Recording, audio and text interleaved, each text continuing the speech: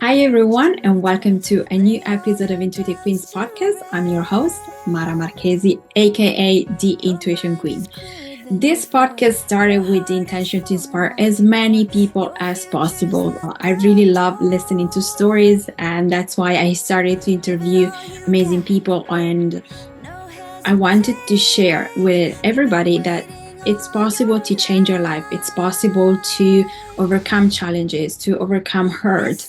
In this podcast, you will hear so many stories of people that have gone through deep struggles and major trauma, or simply overcame challenges in their life. And the intention is to inspire you, to reflect on your life, and to take action, maybe with me or maybe with one of the guests, or simply to just feel like you can relate to them and you're not alone. So, with this intention, I hope you enjoy the next guest. Hi, everyone, and welcome back to a new episode of Intuitive Queens from your Intuition Queen. I am so excited because today I have one of my really good friends, Novalee Wilder. She's a professional numerologist, and I'm very excited because this is the second time she's coming on to the podcast. If you don't know her, I suggest you go check out her first episode where she tells us about her story, how she became a numerologist. The episode is in the link below. But today we're going to talk about something a little bit deeper, her story with her family and business and things like that. Like, as I told you in the first episode, how this season is going to go and what are the things I'm most interested in talking with my guest about. So let's welcome my friend Nova. Hi. Thank you, Mara. It's so good to be back. And I'm so excited to also kind of get to like cross interview you. Like that is not just me answering questions and trying to be very coherent, but that I can like ask you questions and see how like maybe our stories mirror each other or how they like diverge. And like I always feel I'm so interested in people. I'm always interested in like scratching the surface and seeing below, and I feel like you're the same. So I'm kind of expecting us to go a little deep in this episode. Like we're used to do. So for you that you guys don't know, but Nova, since Nova came to my podcast as a guest, I didn't know her. This was 2020, I think it was. Yeah, 2020 must have been. Yeah. And she was one of the. Yeah, we will have a 4-year anniversary. Sorry. Oh yeah, But we will have our 4-year anniversary sometime this summer. I should go check when your episode came out so then we can actually do a proper celebration. I'll do that after this. But Yeah, we should yeah. For like something that I absolutely adore is to connect with like-minded people. And what this podcast has done for me, some of the people on the podcast became good friends. And one of those, it's Nova. Since that episode in 2020, we liked each other so much, we liked each other's energy so much that we started to have a conversation every 2 weeks about life and about business and helping each other out on whichever situation we were going through. And this is why I wanted her to be my first guest in this new season, because she saw me, we have seen each other moving through challenges and situation, and we have learned to understand each other more, but also we have helped each other whenever we felt a little bit low. And for us entrepreneurs, and especially for us maybe starting out, or even if you're a solo entrepreneur, sometimes it's very difficult to meet people that really truly understand what you're going through. You might have some good friends, you might have some family members that are really close to you that might give you advice, but having someone that perfectly understands what you're going through and is kind of a similar path of yours just makes so much of a difference. So that's why I wanted Nova to be here today and start this season in this way, so that also for you it's easy to, you know, you can get someone like her that like she is for me, that you can bounce off whenever you have some weird situations, but also just have fun because we have so much fun. We just chat for hours. Yeah, yeah, we do. And I also just want to add to this that I think depending on what people work with, you might need a specific extra skill in your friend. And I feel like for me, Mara, like the coaching is definitely like, I think we mini coach each other Yeah. once in a while. It's not the core of our friendship, but once in a while we're like, okay, let's just talk about this. Let's go a little bit deeper. But I also think that the spiritual aspect is really Yeah. important for me. I think I've been very lucky to not take in information from friends or their comments if I knew they weren't really open to the spiritual aspect of my work. I was like, I don't think I can take in what you're telling me right now fully because I don't think you fully understand what I do. But I feel Yeah. like with you, and I would say that to any listener, like if you need someone to kind of spar with on your business or your path, make sure that they have that extra thing that you need. Because I definitely need that. And I think you need that too. Like I Yeah. think if we were yeah, in a different sphere, like we wouldn't be as good as at like helping each other. And I think there's a No, lot of that's help in this right. friendship too. And yeah, and that's why I think we've been going on for so many years now. Now it's 4 years. You just reminded me that like it doesn't even feel like that.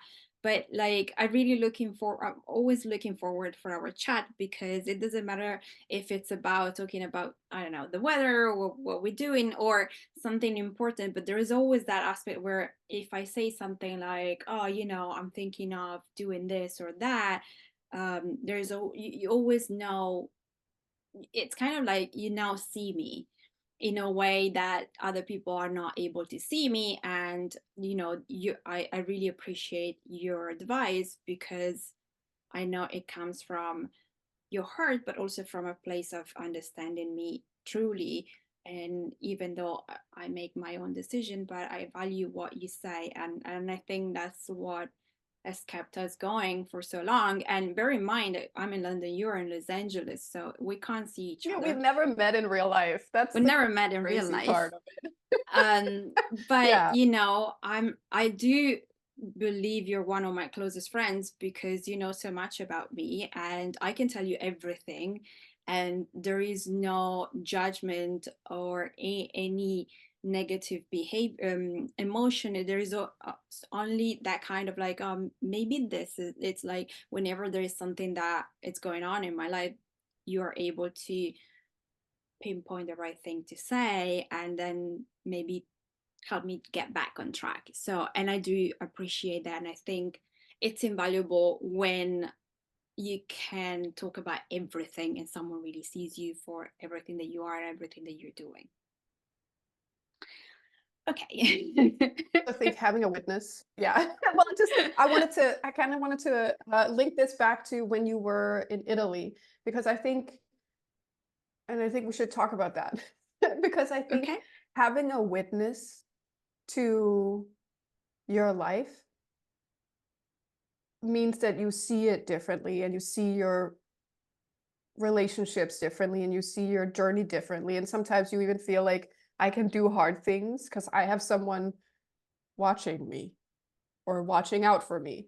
And I remember when you decided to go back to Italy, I was like, that's a big step. Like, that's a big thing to do. And then when you were in Italy for how long was it? 18 months. Like was it a more 80, yeah, a little more than a year. I was gonna say a little more than a year. And like that was such a journey into the dark for you. And I felt very privileged to kind of witness it.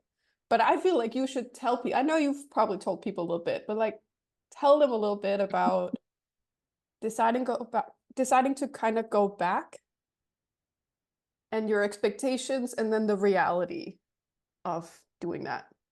Well, it was a weird situation because we were in during COVID and we were in lockdown, and I started feeling weird from the beginning of 2020. There was nothing about COVID talking and stuff like that, but I had this feeling that things were changing massively. And at the time, I thought my business was going to go wild because had just been nominated from the CEO of my coaching academy to receive an award. I mean, like I was nominated for an award, and I thought, okay, this is probably a big breakthrough, and that's the energy that I am feeling, because I went to Australia around like the 11th of March, and I came back, and 2 days after, London, UK went in lockdown, and while I was there, Italy went in lockdown.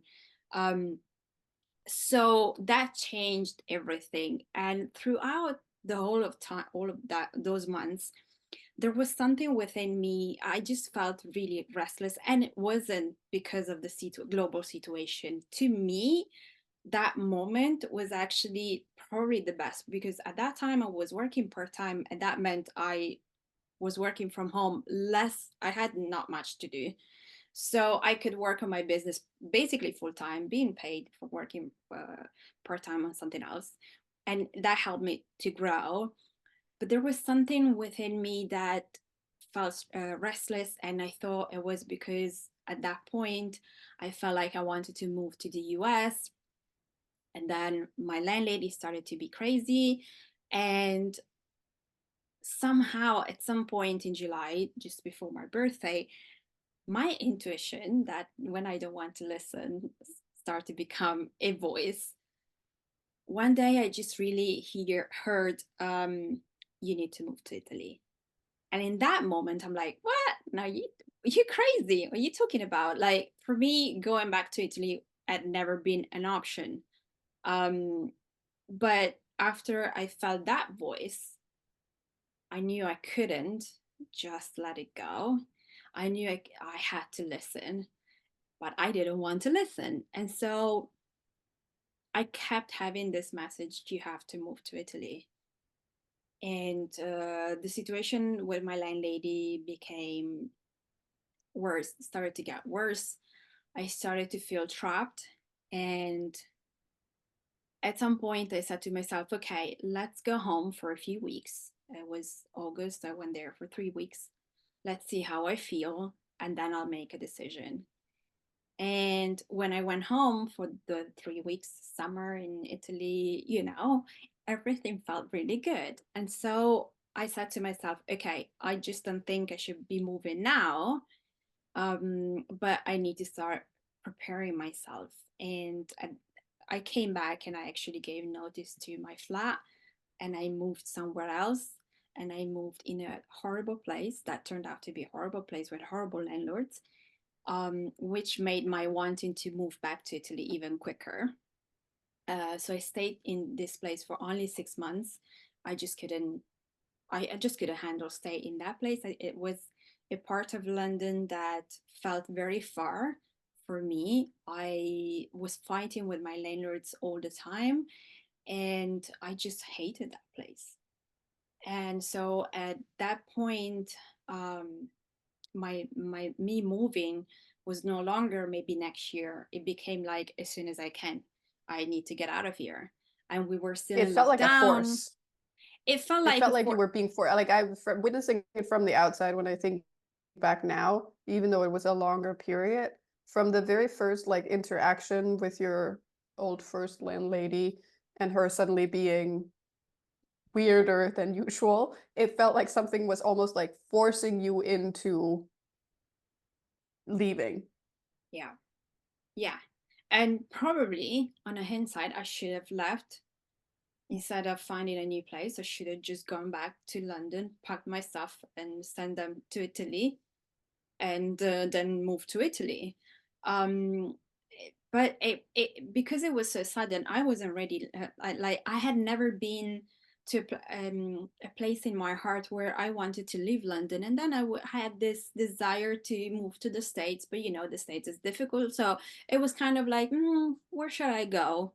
But not really something like I'm gonna make it happen now. Like when I decided to move to London from Italy, I just remember I had an astrology reading in September, and my astrologer was like, you have to do it. Like, it's, you either do it, and you control it, or Pluto is gonna do something for you in March. And I was like, oh, I just decided that I'm gonna move in March. She's like, yeah, you better, because there is some movement in your chart and Pluto is going to do whatever. And I was like, okay. And it was really weird because there was a part of me that understood why I needed to go there, but not fully. Like, I knew there was a reason for me to go there.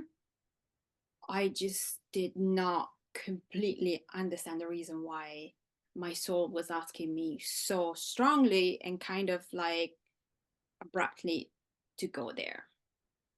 And I realized that when I moved back. And so you went to Italy and you moved in with your mom. And I felt like there was some very high highs and some very low lows, both in the Yeah. relationship to her, but also your own relationship to what you were doing and how you were doing it. And even simple things like your pricing and your messaging and people you met that you hadn't been in contact with for a long time. And it was like a journey back in time somehow. Yeah. Yes. And I just think this happened to a lot of people that have been away from their country for a very long time. You start Mm. to become, you're never going to be fully, like, you're Danish and you live in the States, you're never going to be 100% American, but you're no longer Mm. 100% Danish either. You're Yeah. probably more Yeah. American than Danish at this point, because how long have you been in the States for now? 10 years. 10 years 10 this years. year. So, and for me it was what, 12 years at that point, almost 12 years. And so I was Mm. moving back to a mentality that had nothing to do with the way people live here and the way I had become being exposed to not just the people in London and the multicultural society here, but also what I had experienced with my job and the podcast and studying with Australians and Americans. And all of this melting pot of different cultures just opened my mind so much that moving back to Italy was kind of like a cultural shock and something that I knew, but I didn't know. And it was really Mm. weird. Well, Even, even dating, I remember we talked a little bit about men in Italy versus men in London. Some of the expectations and the cultural or traditional roles and how that probably didn't fit your taste or the expanded version of you. But yeah. I kind of want to talk about, like, because we don't have to get into every single detail of what happened, but you emerged from those 18 months in Italy having done some like really serious karmic work on your relationship with your mom. Yeah. And I think on some level, your mom's relationship to you, like it was like a two-way street, even, yeah. Oh, Do yeah, you want to maybe share a little bit completely. about the takeaways, like what came from it? Well, first of all, Or realizing, a point of no return, or a point. well, a lot of things really. And so one of the things that I realized is that how much having a narcissistic mother had influenced me, especially in my business decision. Not much because I was taking this course, I was doing this, but in the way I was showing up for myself, in how afraid I was to show up for myself unconsciously, because I was afraid she would always do something to sabotage my life. And so, even in not showing up too much, otherwise you make money and then you have to give the money to them, or all of those things. Because what I when I moved back there. And when my boxes arrived, my mom started to go crazy at me, like I had forgotten. Like the things that shocked me the most was having forgotten how deeply fearful I was of her. And bear in mind that I was 38, 39 when I moved there.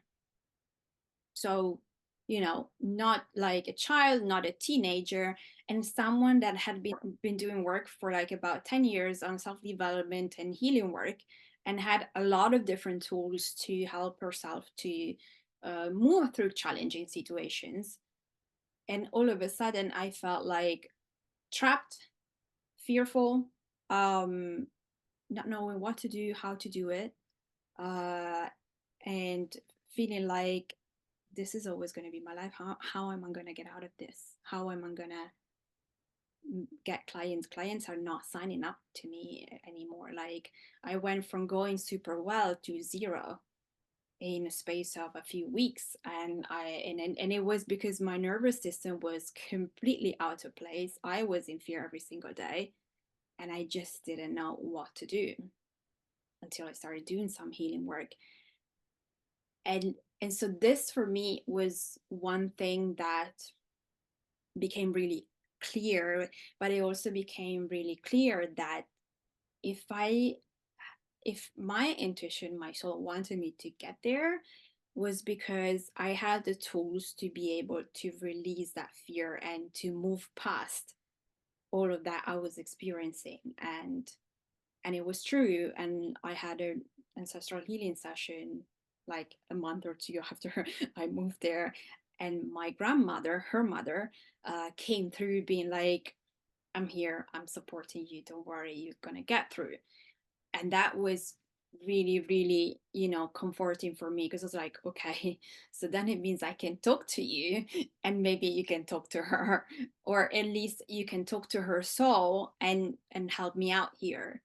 And what happened was that I learned to deepen even more the connection with my intuition, and to ask for help more than I ever did for myself. And and I went down on, I did for months of deep healing with my healer, and to really, really let go of those fears that were so deep ingrained within me since I was a child, and especially when I was a teenager, that were like physical sensations. um and yeah, and I moved through that, but it was really tough because everything that I was about to become all of a sudden shattered, and I just didn't know who I was and what I was doing, how I was gonna get back on my feet. And that was a little bit devastating for me, because I had worked so long to create what I was creating, and all of a sudden that was gone. And I just felt like, and then I was in a different country, no friends around, trying to make friends, but I was going out with people just for the sake of getting out of the house, and not really having meaningful friendships next to me, people that really understood me. And the online space was great. I had you, I had my best friend, and I had a couple of other people, but I really felt like lonely and that I needed someone. But probably that was also the thing that helped me to really go deep within in a way that I probably would have never been able to do. So from the outside, it looked like you were having kind of like something was forcing you to get more in contact with your own power. That I think you've already always been kind of like a plugged in person, but it felt like you were just forced to kind of like fully dig in and not fake it. Because I think that's what happens when we get really intimate with our family stories and they are really playing out hardcore in front of us, that we can't be a little plugged in or a little adjusted. We have to be almost like fully in our power almost all the time. because we don't know where the attack is coming from. Yeah. And And you know that very well because you've gone through certain things differently, but yeah, you've also had to confront your demons, and it was a different way from mine. Mine was like a very physical yeah, situation, having my mom every day shouting at me or, getting crazy.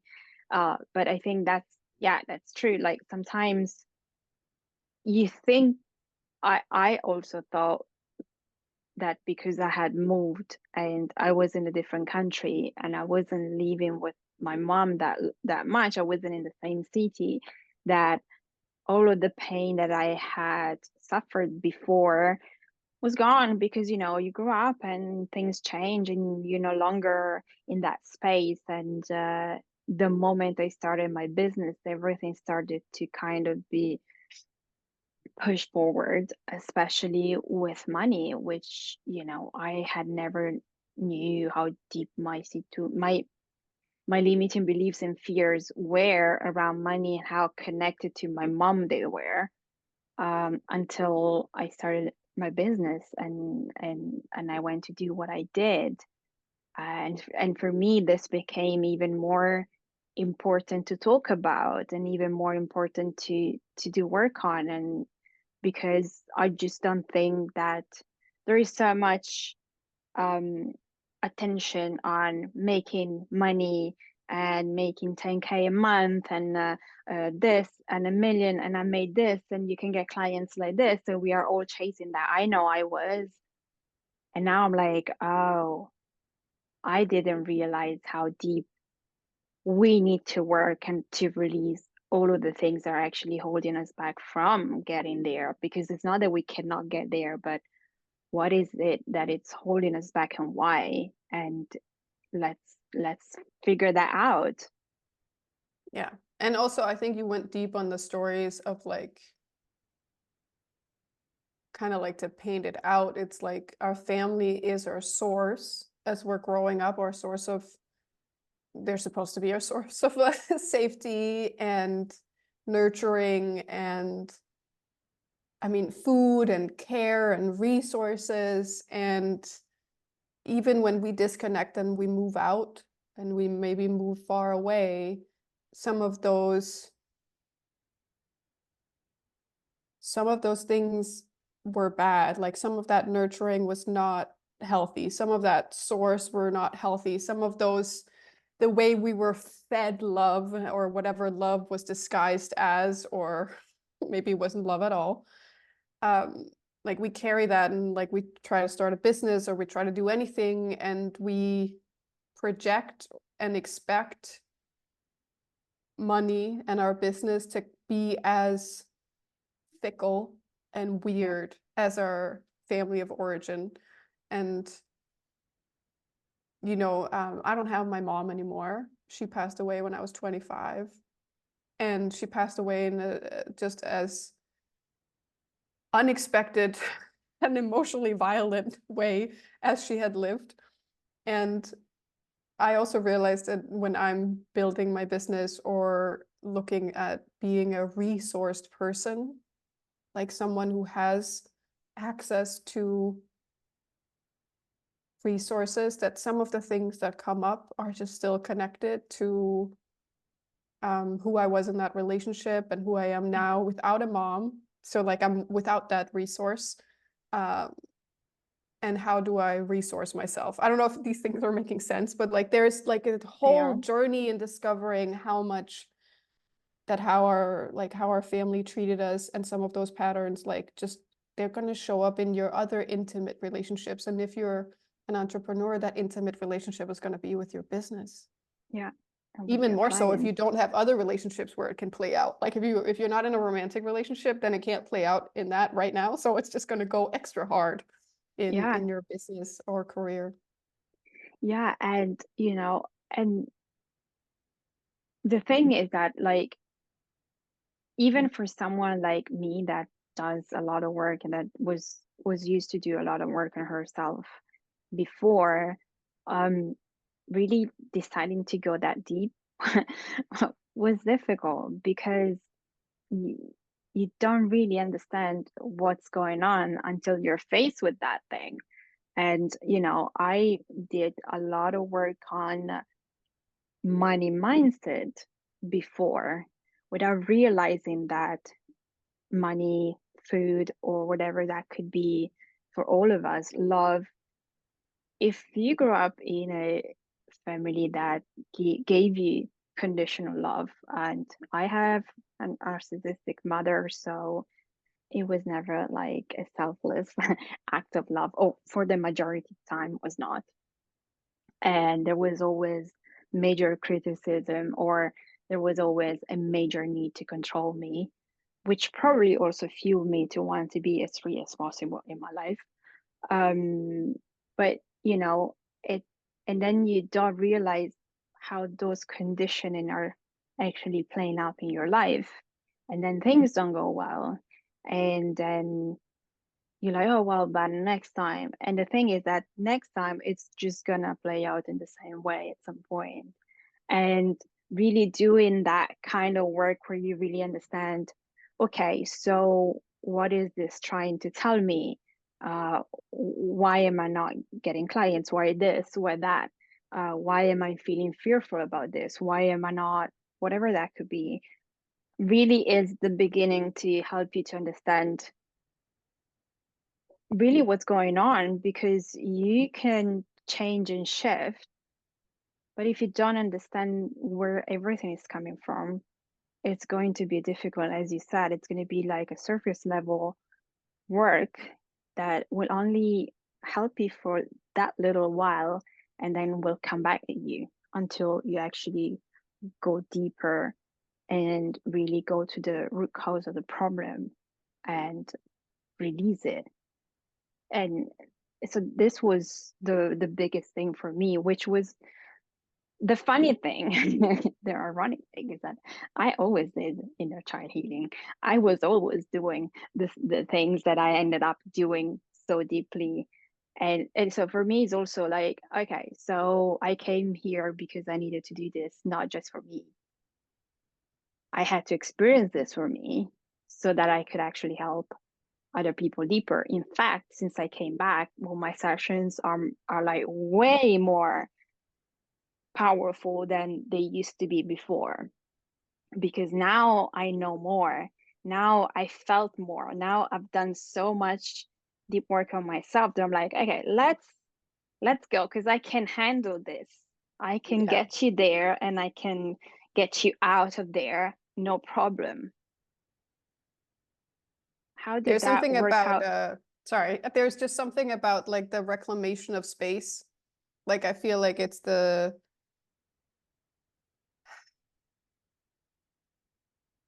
is that like even if you have the fight and feel like you lost the fight, you still have like taken up space. Because I Oh think yeah. one of the things if you have a dysfunctional relationship is like you're never gonna win. Mm-mm. Because they're never gonna lose. Their winning is the fight. You taking the fight is also them winning. Like any kind of drama is them Oh winning. yeah. There Oh is yeah. no way they can lose. There is no way you Well, can you know, truly win, and it but you can doesn't take the help. space. It doesn't help having a mother that is also intuitive. But Mm, my mom is intuitive and fearful at the same time. yeah. So that was kind of the thing that helped me. What really did it for me was so I went to do level 2 of Reiki a few months after I was there. My friend is a Reiki master. And so she knows my whole story. She was like, come, come here, you need this. And when I came back, I only opened the door. My mom went crazy because I spent the weekend with my friends, and she just went ballistic for absolutely no reason. And from that moment is when I said to myself, okay, I am not going to um, diminish myself not to get her crazy, because she's going to get crazy anyway. Mm, And I had this moment where I don't know what she did one morning. I just had enough. And I was in the bathroom and I don't know, I was getting ready to go out. I don't know. And she started, she had this thing where she would just come around my bedroom door and just say things. Because when I was there before I moved to Italy, every time she would say something that bothered me, I would respond back. And so we would have this shouting fight, because I was like you said, like the winning part, I was like, I also wanted to win because I knew I didn't do anything wrong, and she was just mourning for no reason and she had to stop. So that was my mentality then.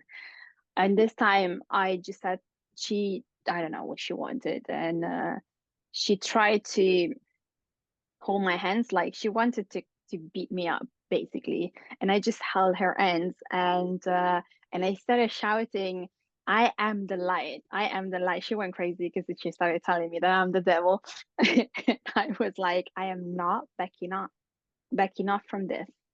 And the more I did that, the more she went crazy, and then she backed off, and that shifted something between us.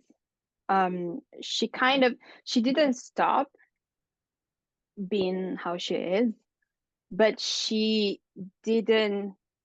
I don't think she thought she was that powerful. I think she saw the way how powerful I was. And because she can't see that my light is pure and it's not like evil light, she always been in this kind of situation where like I'm gonna push it until here, because if I go further, she might do something. So there was this kind of dynamic that still was bothering me a lot. But I stopped responding to her. And like whenever she was trying to start a fight, I would just laugh at her or just ignore her or go out.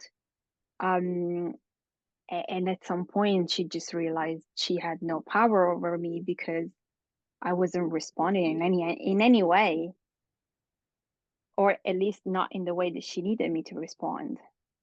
That was really difficult to do.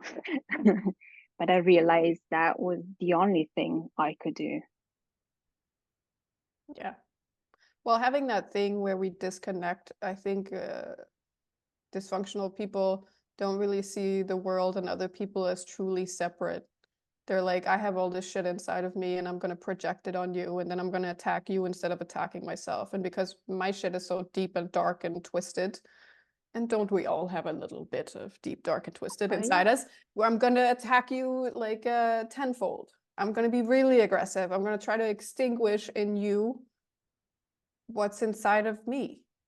Yeah, exactly. Like the way I see it, and I think I had a session at some point with someone that confirmed that my theory, but the way I see it is that because of the when she was born and where she grew up and the time in which she was born, there wasn't the possibility to choose differently than becoming a wife and have children and have a family and the usual stuff for a woman. And I just think that there, although when you talk to her you wouldn't say, but I do believe that there is that part of her that says, I wish I could do what she does. Because I had a moment years back where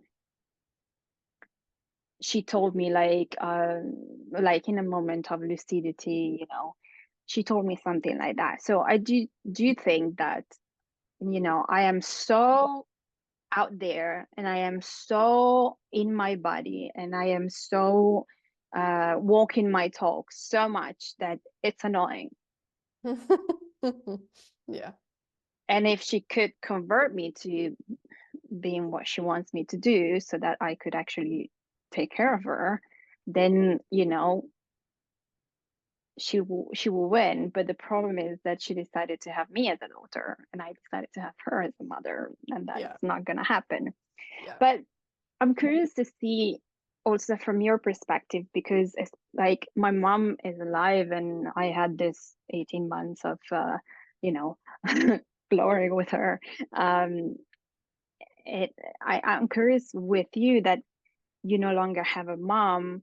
How all the dysfunction that you have to go through started to show up in your business, and how did you manage to shift those things in order for you to do what you do and to be the light that you are without being affected that much? Well, I think about my mom's death as, I mean, I went through like deep, deep grief. And later when I found numerology and I did my yearly cycles for that time, which is kind of like reading your transits in astrology, I could see that like impact. Like I could see that the numbers showed that this was kind of like a point of no return, of like, this was meant to happen. And Right. it was meant to happen in that way. And I think I took a long time to grieve. Like I didn't, like that first year, because when people die and they are dysfunctional, you're not just mourning um the mom, even the dysfunctional mom, you're also mourning that it never healed, that we Mm-hmm. never got closer. I never got, I don't know, all the shit, just like the door just closed in that room. And I can open the room and I can look inside of it, but I can never enter it fully because the other person has the other key and they're not there anymore to kind of Right. like turn on the light. So like there was a lot of grieving because my mom loved me and I loved her, but I was carrying her more than she was carrying me, I definitely think. And I've gotten also that confirmed in a few readings or whatever, that like in a different lifetime we probably had the opposite Mm-hmm. relationship, where I was the mom and she was the kid, and somehow that carried into a little bit in this relationship. And then I also had to grieve the relief I felt, because it was a great Mm. great relief. um I didn't realize how much that, even though on a conscious level I decided not to deal and not come save her, on an energetic level I was still available for saving. Like I Right. was still Yeah. on some level available to her and her needs. And I've said this in other podcast interviews, but like I don't think I would have left Denmark if she was alive, because on some level I needed to be kind of close. Maybe I would have moved to London, or like I applied for a school in Norway, but like I really felt like I was never gonna move far away. And I didn't realize that until she passed, and I realized, oh, this now seems like a possibility. But Right. oh my God, what she would have said and what she would have done if I were like, I'm moving to the US. Like, oh my God, the whole like, my children are leaving me, and uh, yeah. So the work I felt like I had to do were different, because I mean I was 25 when she died. So like it's different. I mean, it's always a loss, even with a really difficult relationship when someone dies, but it's different in your early years, or your teens, or your 20s, or your 30s. Like, because I'm also realizing as I grow older that you have to grow older to appreciate history Mm-hmm. and lineage and ancestors and something like that. And only as I'm now 37, I'm suddenly looking at my ancestry energetically, like, deeper. Yeah. And I'm having a different, like, I think I understood certain things when I was 25. I understand some other things now, where I look at it and I go, it couldn't be any other way Mm. than this. It couldn't be any other way. And I think feeling such a huge door closed has made me look at my other relationships, and also my relationship to my business, and the whole like I went to the US to become an actor, or to like take acting training. Like there was a whole like clarity in that death is right there. You know, my Yeah. mom fell down the stairs as she went to go get laundry, and that was the end. So Wow. so like, and I've never liked stairs, by the way. I was such a like, I've always had something with stairs. Um, but there was such a like moment of clarity where I was like, anything could end tomorrow. We're all going to die. So you better do the thing. Yeah. And if you're looking for like a safety net, or you're looking for someone to confirm that it's okay to jump, you'll never be 100% certain. Yeah. It is one of those like, what if I fall? Honey, what if you fly? Like, you gotta try flying. Like, you gotta do it. Like, when I moved to the US and I decided that numerology was gonna sustain me, it was just a decision. I was like, it has to. Like, I will deal with whatever comes up. I'll take the business courses, I'll take the money boot camp courses, I'll do whatever, but I will have to make this happen, because we could all die. And Yeah. it'd be really sad if I didn't jump. Now But I don't you didn't. feel Yes. that like somehow your soul felt free to do that because you didn't have to deal with Yes. whatever? Yeah. I think this is like the numerologist take. I think we can only have a few deeply karmic connections in play at any moment in our time. Like, we can't, if you got a big fat karmic connection with someone, that takes up a lot of your journey. And that's why when people are like, oh, I have a lot of soulmates, or when they're like, oh, this is a karmic bond, I'm like, okay, how many do you really have? Because the big ones take up a lot of energetic space. And I Yeah. think releasing that energetic bond just, I mean, it made space for my husband now, like, it made space for that energetic connection. Also, there is certain forgiveness you can only do when someone has passed. They can't talk back to you. And there's also, I mean, I could tell, it was very raw in the beginning when she passed, and I had a few readings where they kind of like were like, oh, your mom is here, and I'm like, I don't think I am ready to have conversation yet. Like, I don't think, because in the transition, souls release certain things and gain certain perspective, and that's really, really great. But I also know from like other 12-step programs that like you can want to make amends. Like, you can want to go to someone and say, hey, I'm sorry for the behavior, like, I'm sorry for what I did, but you can't force them to take that apology seriously. And also, even though it is for them, it's also for you. So I also had that like thing when my mom came through, or whatever, I was like, you can want to say things right now, but I don't know if I want to hear them, or like, I'm still going through some stuff.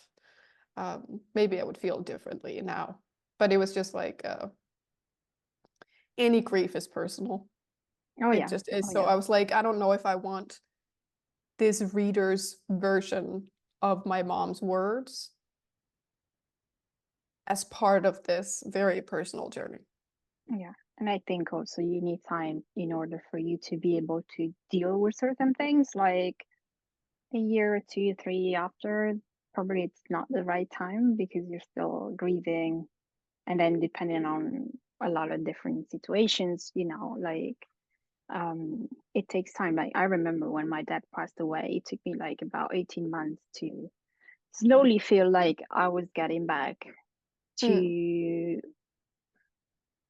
a new version of myself that was a little bit happier and open to life in a way Yeah. that like I didn't think I could get in those 18 months. I was just like home and and that's also, like you said, you realize that you're here today and who knows tomorrow. And that's the year after I signed up for my coaching course, because I was like, there's no more time to waste. Yeah. Well, I mean, I think death is um always a wake-up call. Like, you, with your dad, you were like, oh, I'm talking about this thing, I should do the thing. Like, I should stop talking, I should do it. And it was the same with my mom. I was like sitting there at her bedside in the hospital, even though I knew that she was never going to wake up, that I had that moment. I was like, what am I doing? Is there something I want to be doing?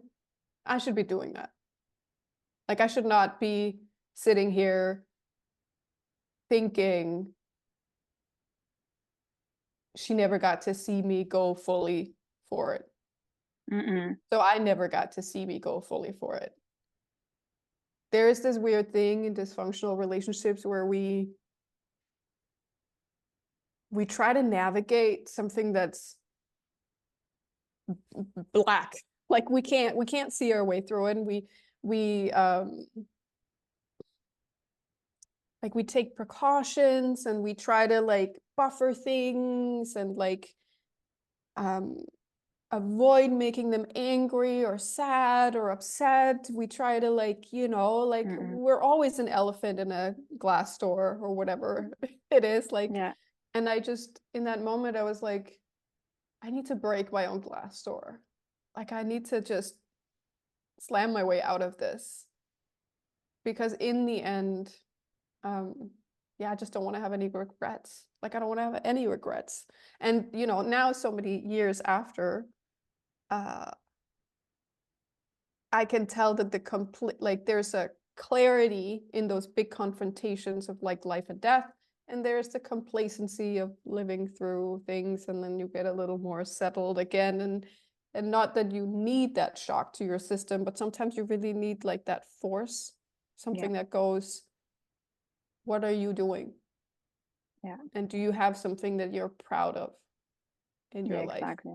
And if you don't have something you're proud of in your life, and this doesn't have to be your career, it could be, I don't know, your kids or something like that too.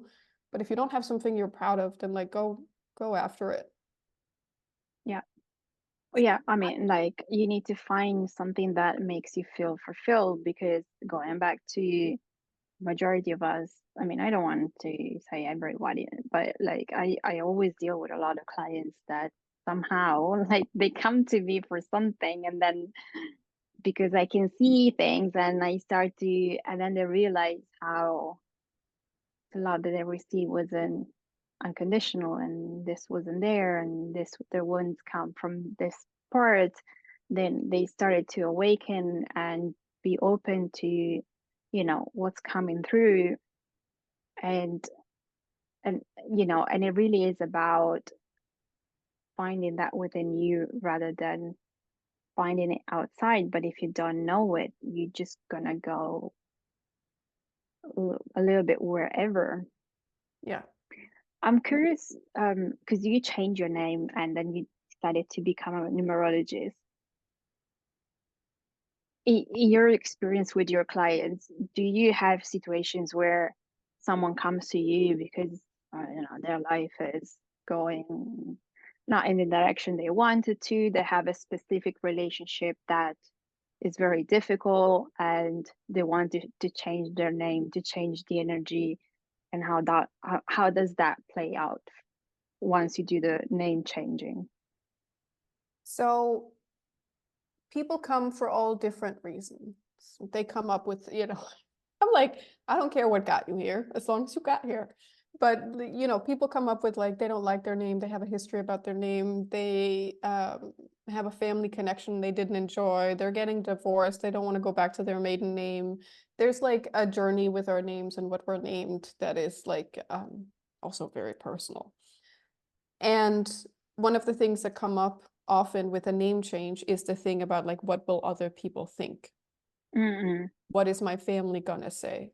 Like I've had clients say, I can't take that fight right now.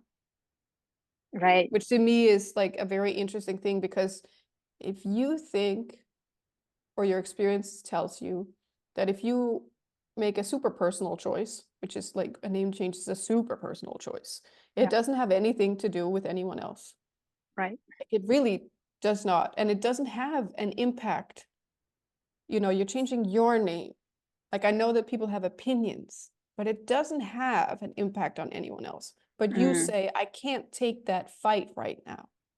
Then you're living in a reality where there's a lot of fighting, and where anything you do just for yourself to others seem like an attack. Yeah, like you choosing you, which, come on, a name change, so personal, like full reclamation. I am naming myself. I am like, there is like such force in the naming of things. we really, and the world responds to that, whether it's through numerology or just by yourself, or say you set up a business and you name it something, or say you get a pet and you choose a name. Like there's a lot of like power in it. And it's always interesting when people are like, I can't take that fight. Because I know on the other side that like energetically a name change is going to shift so much power back to you. It's going to plug you back into your own source. And there is very little fighting on this side of things. Because it's a little bit like, it's a weird image, but like Alice in Wonderland, and like you're drinking one of those things that make you grow really, really big. And so suddenly you look at all those little people that want to fight you, and you're like, why would I mean, I don't understand what you're doing down there. Like, what are you doing down there? I love this image. I really love it. But that's kind of like, to me, the thing that like we look at things from the perspective of where we are, and we think, as I am right now, I can't take that fight, or I can't deal with that, or it's never going to change. And so we identify with our history and our past experiences, and we identify with the name vibrations we carry. We think, this is who I am, and I don't win. And that's, you know, and now that you're saying this, it's going back to the fear that you have of those people, you know, like, Yeah. I am Well, so sharing name afraid vibrations. within. Yeah. I am so afraid within that I cannot do this thing that is important, that is going to shift my power so much, because Yeah. I don't want to have another fight, because you know, like when you have fights constantly with the people that in your family that you're supposed to love, and they're supposed to love you no matter what, it becomes really draining if you Yeah. know you're always there, and it becomes something that stops you so much that you can't even see that you're becoming, like you said, Alice in Wonderland, and it's bigger than someone else. But it's going back to that, you know, fear of the people that are around you, and what's going to happen to you if you, God forbid, you're doing something for yourself that really matters for you. Yeah. And also, I mean,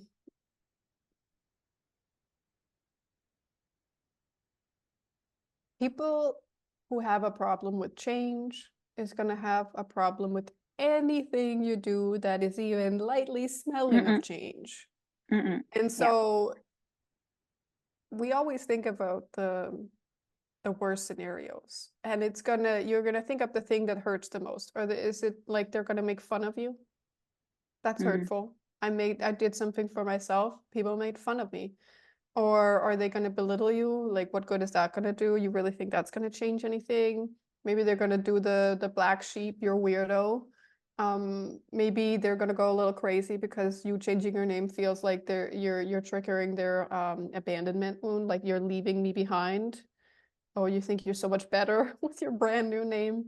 Like, there's a lot of things that kind of come up. And what I can just say is that on the other side of like kind of disconnecting the energetics of carrying the same name, because it's often last names that people get up in arms about, there is a lot more space. Because when we don't share the same name vibration, then it's not kind of amplified in that space. If you ever think it's very overwhelming to be at a huge like family gathering, or if you know that a certain group of your family members in one room is going to be a lot, if they carry the same name vibration, it's because that name vibration is so present in that room that that's a lot. Like, it gets amplified. It's like, you know, in and of itself, like, say you're the color white and your last name is like just one drop of red in that white.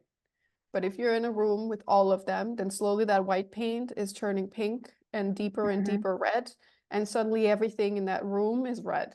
This is a weird image. But I like, love that's it. how It's a it colorful feels. image, you know. Yeah. So like, so to me, it's like you releasing, for example, the color red and stepping more into whatever the next color is that would fit you better, is also saying, I'm not playing in the same field. I'm not sharing this thing with you. Like, I'm allowing myself to be more of a spectator. Like I Mm-hmm. will be a witness to us and to you guys and to this family, but I'm not gonna engage But I'm in the not taking fight. part in the drama. Yeah, Yeah. like I'm not adding to the energy of that. Mm. Yeah. And we can love people without sharing a name with them. And we can love people even if we decide we want to be called something different. And, you know, once in a while, my dad will still call me by my old first name. And I still love him, even though he is a forgetful man. And he's very set in his ways. Because once in a while, he'll also call me by my mom's name, which he never did before she passed on. But I'm just like, you know, what the heart is full of, the mouth runs over with. I don't know if that's a saying in English, but like I'm like, oh, it's just all love, and I'll take it for that. Yeah. And I won't get so triggered. Yeah. Because also sometimes people are like, oh, I want to be respected. I want them to honor my choice. And I'm like, you respect it, you honor your choice. Don't expect everyone else to do No, it. exactly. That's fine. That's not a fight that you can Yeah. necessarily But win. also because if you have those kind of people, like you said, if they make fun of you, they probably have made fun of you for the rest of your life. Like they They are have, gonna find you something know, else. Don't so worry. it's not gonna be the name, it's gonna be your new car, your new girlfriend, your new boyfriend, whatever, new job, Yeah. anything, you know, the suit that Yeah. you're wearing or anything. Okay, so oh, this is a very long episode, but I love that. You wrote two books. Yes. The numerology, a little bit of numerology, and a little bit of angel numbers. And I Yes. think we talked about the numerology book last time. I kind of want you to talk a little bit about angel numbers and how they can help you and what's in your book and share Yeah. with us. So angel numbers, in case you don't know, is numbers that show up around you. So maybe you see 1111 on the clock, or maybe you see, if you're in Europe, you see 2222 on your clock. And like numbers that show up everywhere and feel like they're It's kind of about to following be you around. 1818 here. Yes. And like that thing when your eyes get drawn to a number. And it could also be your birthday. Maybe you see those numbers a lot. It could be all kinds of things. And numbers and angel numbers, that's what we call them, are kind of like a message tool. So your spirit guides, your ancestors, your spirit team are trying to get your attention. Angel numbers are usually very short, succinct, affirmations of like, you're doing the right thing, you're in the right moment, like trust it, do it, do it. Or like you're in the flow. They can also denote like maybe you're going through a period of change and transformation. Maybe you're in like a point of no return, or like a lot of endings going on in your life. They can like show all of these things. And sometimes when we see longer sequences, they're almost like a sentence, like that, like you're getting a longer message. But Like, what do you mean? Like a longer sequence, like I don't know, 8888, like 5 times or something yeah, like or that. like I have had people who, you know, in dreams see like longer sequences of numbers. So maybe they Right. see their birthday and then 888 or 123, or you know, they are very specific and personal to all of us. So like it can be everything. And what I think you should do is that you should use my book, A Little Bit of Angel Numbers, because there is a short sentence for each of the numbers from 1 to 1,000, and then also the repeated patterns like 111, 222, 333. And there's a little description of each of them. And sometimes when you look, kind of like if you look at a sentence of words, certain words will jump out to you. The same goes for numbers. So like if you look at a sequence of numbers, certain numbers are going to show up more. Maybe you see one overall, like you see other numbers too, but one is the overall thing. Then like I would go deeper into the meaning of the one energy. And like the book also helps you. Like I created a meditation to kind of deeper with your spirit team. I went into like, how can you just work on your overall intuition and making space for messages to come through? Because angel numbers are kind of like a gateway drug. So they are often the first thing that people notice in a spiritual awakening, or kind of Right. like a spiritual pivot, where suddenly they're like, I'm seeing signs, like I'm seeing Mm-mm. numbers. What does it mean?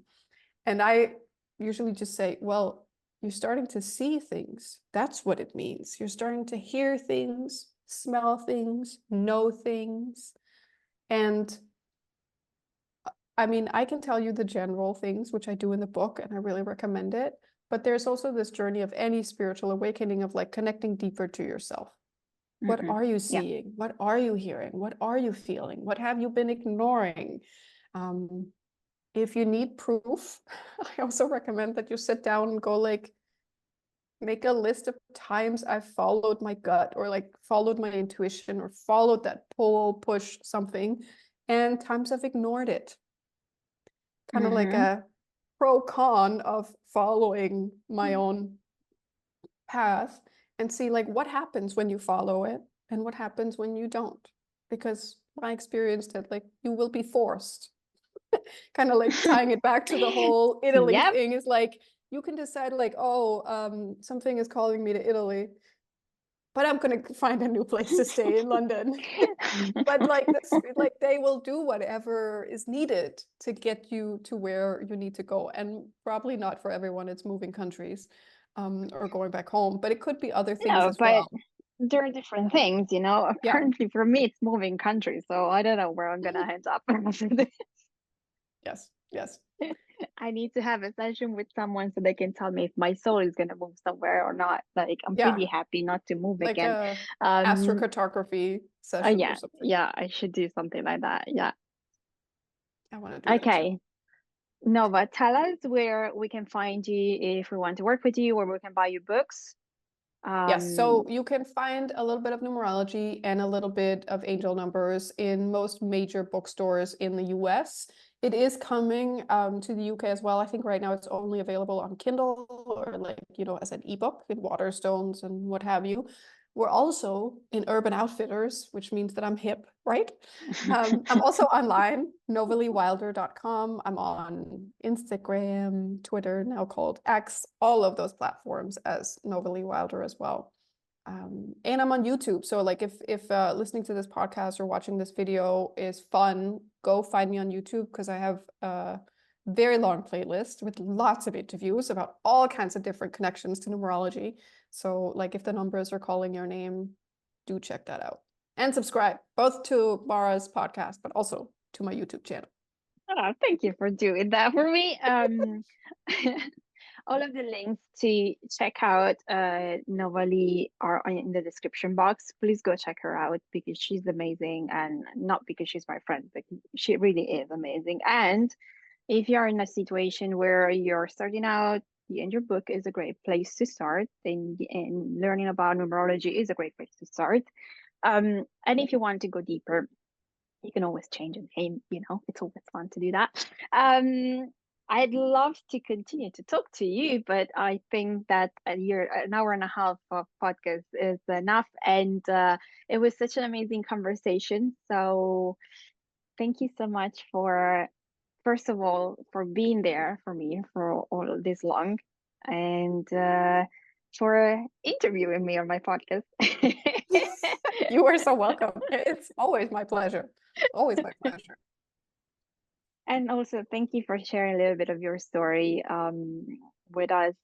This time was different. So again, go check the first podcast that Nova had with us, because she was telling us the story of how she got into numerology, and there are like a couple of things you might want to listen. I think there is a meditation, or you gave us something to do. So you can learn a little bit more about the actual journey, because this time we talked a bit more about something deeper. And go check her out. And well, thank you so much, Nova. Thank you. And go check out Mara. If you're listening to this podcast, you're already a fan, but her work is forever getting deeper and more powerful. And I feel like more people should, even if you've had a session before, come back and talk to Mara and like go deeper with the things that are holding you back. Let's all go deeper. Okay. Yes. All right. Thank you. Thank you. Bye. What an amazing episode, right? I hope you enjoyed the guest that I had today. If you want to connect, just go to the show notes and you will find all of the links available. If you want to connect with me, you can either visit my website, theintuitionqueen.com. You can find me on Instagram as The Intuition Queen. And I officially invite you to join my Facebook group, which is called Intuitive Queens Network. And you will find amazing people there, and you can connect with me even more. All right. Thank you so much for watching and listening to this. I would really, really appreciate it if you could leave me a review or send this to someone that you feel might need to hear what we talked about today. All right. Thank you so much, and I'll see you next week. Ciao.